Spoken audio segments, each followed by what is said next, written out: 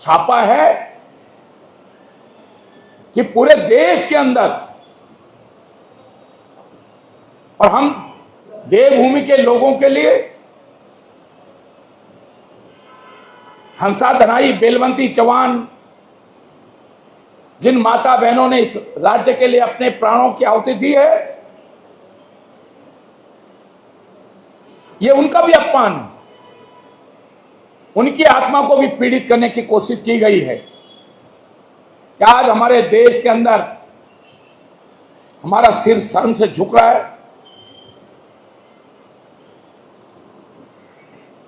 कि जो टॉप 10 अच्छा होता कि शांति व्यवस्था में, महिलाओं के सुरक्षा में, हमारा देवभूमि का, हमारी राजधानी कैपिटल देहरादून,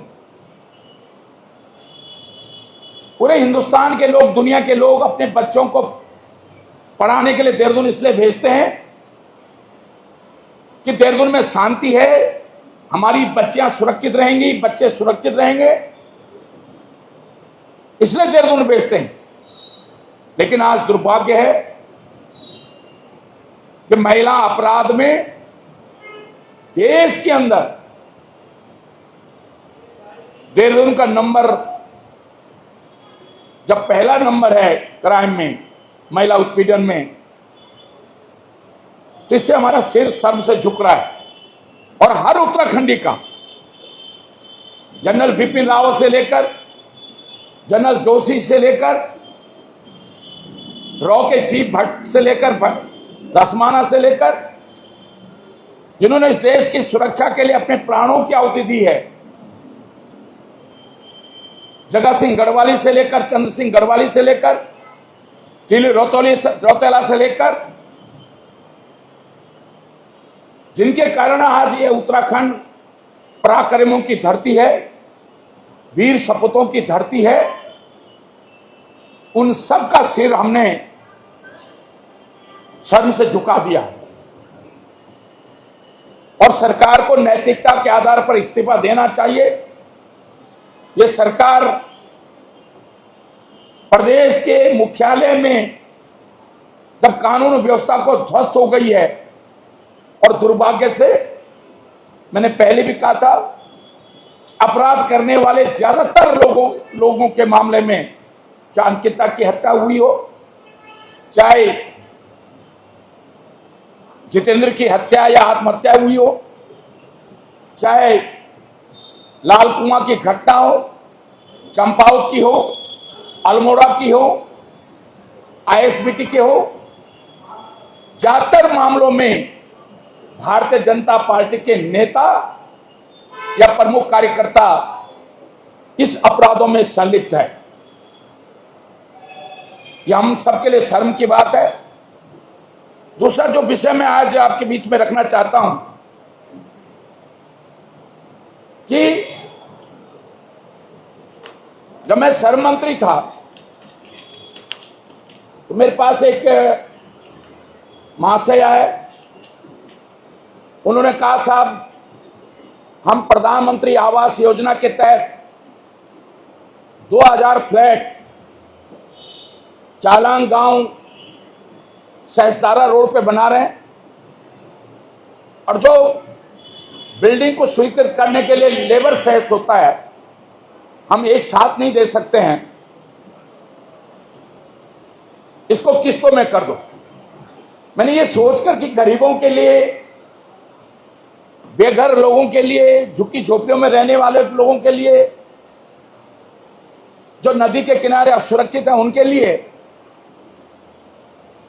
प्रधानमंत्री आवास योजना के तहत जब घर बन रहे हैं, इसको मैंने 10 किस्तों में जियो जारी किया और 10 किस्तों में लेबर सेस जमा करने का आदेश कर दिया। मैं भी गया था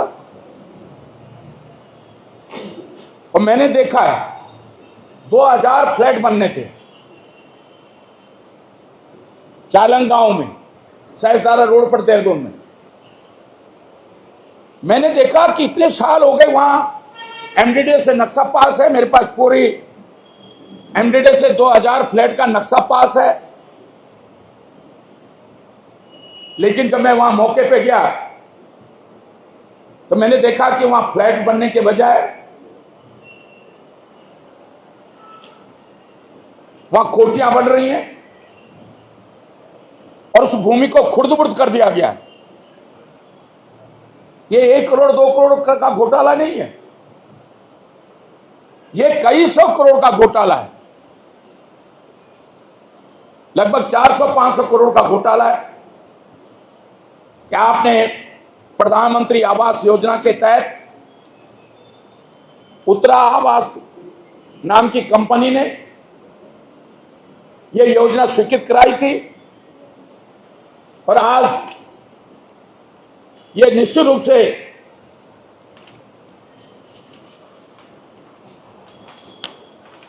रूप से आज उन गरीबों के साथ धोखा है। बड़ी बड़ी बातें होती हैं। प्रधानमंत्री ने कहा था कि 2023 तक हर व्यक्ति को घर मिल जाएगा। घर तो नहीं मिला, लेकिन गरीबों के घर के नाम पर लगभग 500 करोड़ की हेराफेरी हो गई और बहुत बड़ा घोटाला ये प्रदेश की राजधानी देहरादून में हुआ है।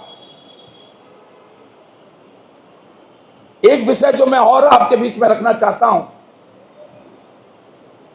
क्योंकि जब मैं कृषि मंत्री था, तराई बीज विकास निगम का ऑफिस पंतनगर हल्दी में था। एयरपोर्ट के विस्तार के नाम पर एक पीडब्ल्यूडी के इंजीनियरों की कमेटी बनाई गई। एक एसडीएम, मैं उसका नाम नहीं ले रहा हूं, जो हाईकोर्ट से बर्खास्त कर दिया गया था, उसको रिज्वाइन करा के उसका प्रभारी बनाया गया।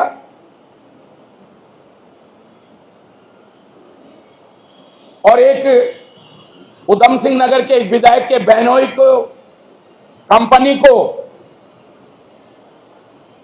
जहां मैं, क्योंकि वहां कई बार मैं तराई बीज विकास निगम का चेयरमैन भी था, वहां मैं मंत्री भी था, मैं कई बार वहां गया।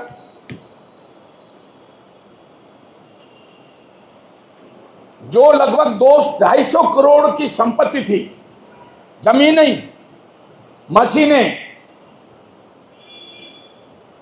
बड़ी बड़ी बिल्डिंगें थी, मात्र भाजपा के एक विधायक के बहनोई को सांठ गांठ करके 6.5 करोड़ रुपए में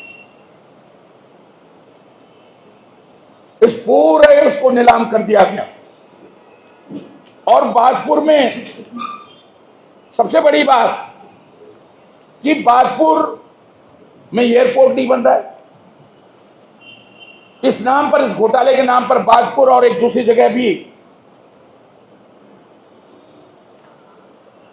इसको खुर्द-बुर्द किया गया।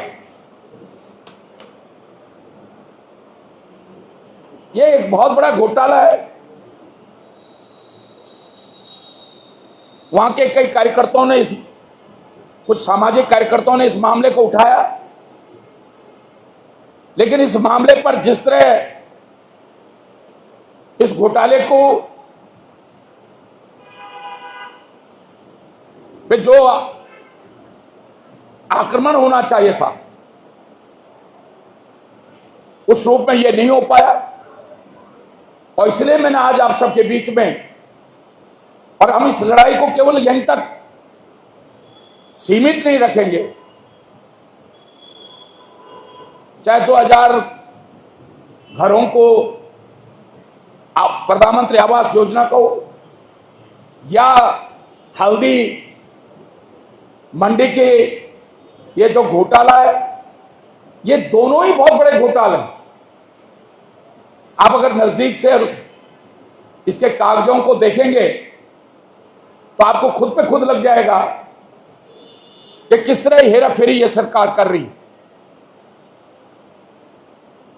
इसलिए इन 4 महत्वपूर्ण बिंदुओं पर, क्योंकि मेरी सोच है, क्योंकि जब मैं 2007 से 12 विपक्ष का नेता था,